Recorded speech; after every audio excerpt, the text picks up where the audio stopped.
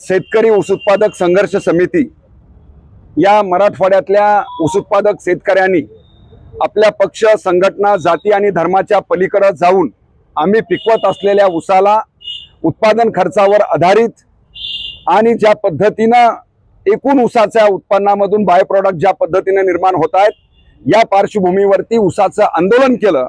या आंदोलनामधून 2800 पासून 3100 पर्यंतची पहिली उचल जी जाहीर केलेली आहे या उचलीप्रमाणे ऊस गेल्यानंतर 14 दिवसाच्या आतमध्ये त्या शेतकऱ्याचं पेमेंट होणं अपेक्षित असताना ऊस गेल्यानंतर सुद्धा मागच्या 3-3 महिन्यापासून काही कारखान्यांनी ऊसाची बिलं थकीत केलेली आहेत। पहिली मागणी आमची ही आहे की हे जे बिलं थकीत केलेली आहेत ती संपूर्ण व्याजासह कारखान्यांनी शेतकऱ्यांच्या खात्यावरती तात्काळ जमा करावी। त्याचबरोबर जी कारखाने ही करत नाही आहेत आरआरसी प्रमाणे त्यांच्यावरती कार्यवाही प्रस्तावित करावी। शुगर ऍक्ट प्रमाणे तुम्हाला दिलेल्या अधिकाराप्रमाणे साखर सहसंचालक आणि साखर आयुक्तांना या कारखानदारांवरती गुन्हे दाखल करावी।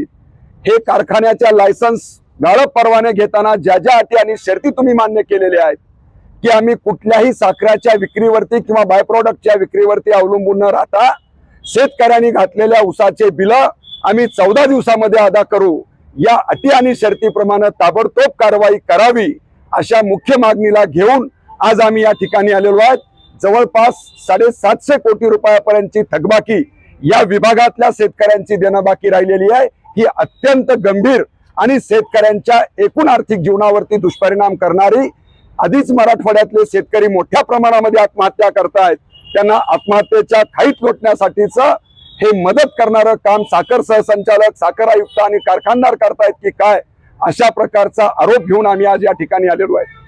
थकीत रक्कम जर शेतकऱ्यांच्या खात्यावर जमा नाही झाली तर किसान सभेची पुढील भूमिका काय राहणार आहे? जर या कारखानदारांनी आणि साखर सहसंचालकांनी जर योग्य भूमिका तात्काळ घेतली नाही तर महाराष्ट्रातल्या ऊस उत्पादक शेतकऱ्यांच्या संघर्ष समिती, संपूर्ण शेतकऱ्यांच्या संघटना, वेगवेगळे लोक एकत्र येऊन साखर आयुक्तावरती ताबडतोब आजच साखर आयुक्तांशी बोलणं झालेलं आहे, त्यांनी अपॉइंटमेंट दिलेली आहे।